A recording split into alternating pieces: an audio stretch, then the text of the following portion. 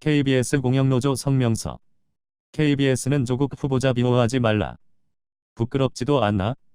자고 나면 새로운 의혹이 불거져 나오는 조국 법무부 장관 후보자 비리 종합백화점이라는 말이 돌고 있을 정도이다.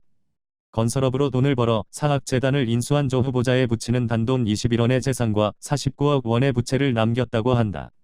그런데 조 후보자 가족은 빚 상환을 면제받고 사학재단과 건설회사를 두고 가족 간 소송을 벌여 사학재산이 갖고 있던 수십억 원대의 채권을 넘겨받았다고 한다. 이 과정에서 조 후보자 동생의 위장 이혼 의혹, 의심스러운 주택 거래 등이 발생하는 등 온갖 편법과 사기 의혹이 난무하는 실정이다. 게다가 조 후보자의 딸이 고등학교 2학년이었을 때 의대 교수 등과 함께 영어로 된 의학 논문을 발표했다. 단 2주 인턴으로 참여하고서도 제1저자로 등재돼 논란이 되고 있다. 그리고 의학전문대학원에서는 2번씩이나 낙제를 하고서도 장학금은 3년 내내 받았다고 하니 참 신기하고 헷갈릴 뿐이다. 이것이 전부가 아니다. 조 후보자 자신은 서울대학교에 복직 신청만 하고 강의도 하지 않았는데 8월분 급여를 받았다고 한다. 이런 의혹만으로도 조국 씨는 특권, 과반칙의 상징처럼 돼버렸다. 이 정도 조국 후보자에 대해 철저한 검증은 못할 망정 KBS 뉴스국은 조국 후보자에 대한 의혹을 마무하기 바빴다. 8월 19일 KBS 뉴스9에서 KBS는 조국 후보자와 관련해 3개의 뉴스를 보도했다. 톱뉴스는 조국 후보자를 두고 여야가 총력전을 벌이고 있다는 것으로 조 후보자의 비리 문제를 여야의 정쟁으로 몰아가려는 것 같았다. 두 번째 아이템은 조국 동생의 전처가 위장 이혼, 위장 거래 아니다라고 주장하는 내용이었다. 조 후보자의 동생 부인의 주장을 일방적으로 보도한 것이다. 세 번째는 조국 측 의혹과 해명이라는 뉴스였다.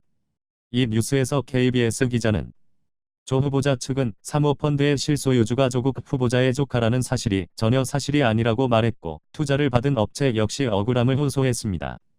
라며 조국 후보자의 편에서 설명하는 뉴스가 많았다. KBS는 새 의혹에 대한 보도는 없고 그저 제기된 의혹을 무마하거나 변명하는 듯이 보도하고 있는 것이다. 참으로 부끄러운 뉴스이다. 온 국민이 조국 후보자의 위선과 편법, 반칙 등을 비판하고 있는데도 KBS 뉴스9은 조국 후보자를 감싸고 있으니 누가 KBS에 돌을 던지지 않으랴. 게다가 8.15 문재인 정권 퇴진 집회에 모였던 수십만의 인파를 단 3천여 명이 모였다고 조작 보도까지 했으니 KBS인들은 도저히 고개를 들고 다닐 수 없는 지경에 이르고 말았다. 숨기고 가린다고 국민들이 모르고 넘어가는 시대가 아니다. 인터넷 검색 기능과 SNS, 유튜브의 발달 등으로 사실상 모든 국민이 기자와 PD 역할을 한 지 이미 오래됐다. 지상파 방송 등에서 보도하지 않아도 국민들은 이미 다 알고 있다. 그러니 이제 눈 감고 아웅하는 것 그만 멈춰라. 창피할 뿐이다. 2019년 8월 20일 KBS 공영노동조합